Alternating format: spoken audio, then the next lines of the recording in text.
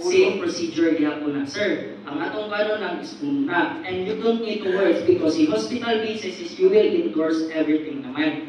Before mo maabot ng hospital, si ambulance is nakabuhat na siya o primary, secondary, and tertiary na mga assessment. So before iabot si ambulance, never mind if ulo or tigil ang maguna, but you will endorse everything to ambulance. But mostly of the ambulance is ato ikan say, outside, si tigil mo dyan ay una, hindi kagawa sa ambulance. Ini kasod sa ER or anything na diya maulo na una, it's because protection diya ako na. It's because si nurse ang maguyod na kung si ulo na adito, hindi ka na adito, taas-taas mo na yung structure, malabyo niya kung di makita ang ulo.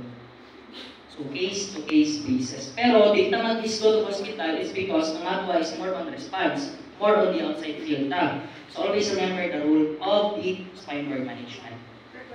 Yes, go ahead, ma'am. Ang tingin nga si Dario, sir, i-start na flat. Then, usaka man may. So, una tiro. Yes, actually, mo dyan ako gikan. Nakikiingon duha ko po na nag-alsa. I don't know what group. Dahil sa itong mohingan ako na tingin na is because injury na siya. And ikaabot niyo sa grass, ituyo. And ikaabot niyo diyan sa flat surface again, tingin na. Pag wala isunod. I don't know, it might be part of the adrenaline sa inyong gibuhat. Inana na, karakara na lang ninyo. Ano sir, ang among understanding is sige ma'am, sensors, may natatanan for clarification para sa tanan. There's always a room for improvement. No?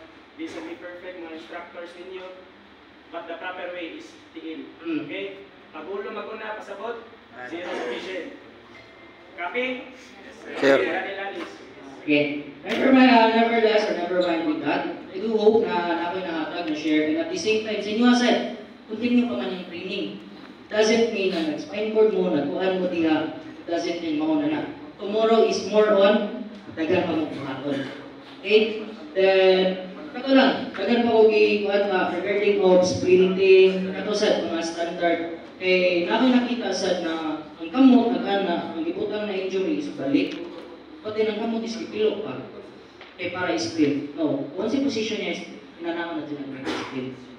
Okay? I-adjust na nato in reality. It's because sa tinutanay, in case of alarma, so tanan is should not be mo na. Sa inyong grupo na team leader, si team leader mo sa team people ninyo sa daily ang standard. Daily ang pasyente ninyo. Kung naman sa people, within the group, kamo mag, para na siya. Natay gibuhat na every alarm natay gitawag na debriefing.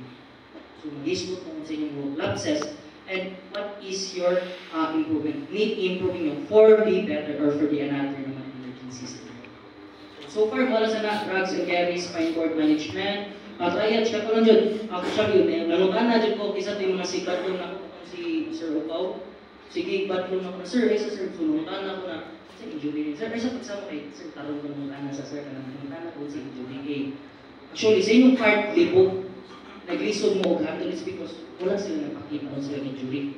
Wala man sila nakikita ng pagtanaw kung sa triage, like color coding lang, wala man sa. So sa inyong part, isot ko. Siya conscious, nakakatubag, natin mong conscious. Diba? So, miscommunication ko sa both sides. So, kato lang, so far, sa miscommunication, improvement na, may improve na nato. Ang kato lang sa inyo nga dyan, spine cord management and everything lang. Mawala ko nga ako ma-service sa inyo. So, all sa mga na-learning nyo ng mga activities and trainings, hopefully natin na-share na expect. Thank you once again.